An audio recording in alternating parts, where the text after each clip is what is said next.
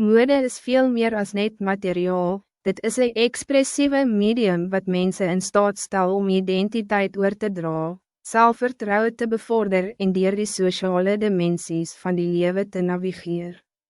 Persoonlijke stijl speel ook een fundamentele rol in die ontwikkeling van identiteit en emotionele stabiliteit, vooral naarmate individue ouder word en maniere soek om in alle levensfases expressief te blijven.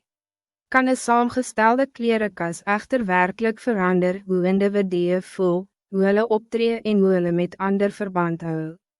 Die onderzoek van hierdie vraag onthul die verskeie sociale en sielkundige implikaties van mode, wat wijs hoe doelbewuste verhouding met klere creativiteit kan bevorder, selfvertrouwen kan verbeter en tot meer verrijkende sociale ervarings kan lei.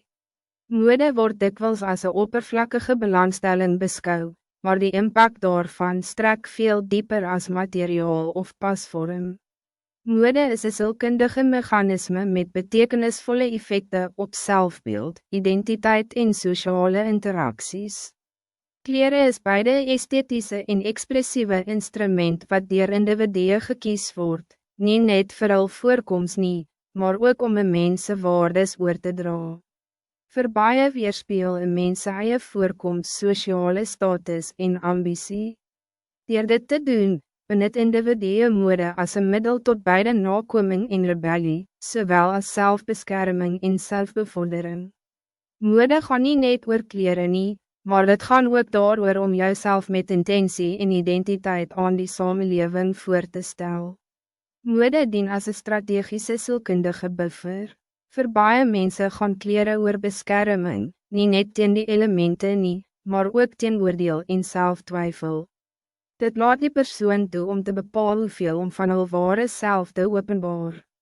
Voor mense wat met angst of depressie te doen het, kan die saamstel van een uitrusting wat goed voel en goed pas, dien as een grondende oefening, wat een gevoel van beheer biedt.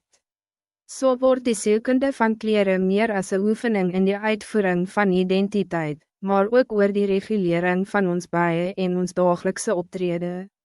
Klere is een sielkundige taal. Van kleins af word baie geleer dat klere nie net oor beskeidenheid of nuttigheid gaan nie, maar ook oor inpas en uitstaan, voldoen aan, of rebelleer teen kulturele norme. Mense is dalk voorheen geprys vir hul gepaste of stylvolle aantrek, wat een verband tussen klere en aanvaarding skep. Vroeë verbintenisse soos om stylvol te wees in jou jeug ontwikkel mettertyd tot volwassen gewoontes.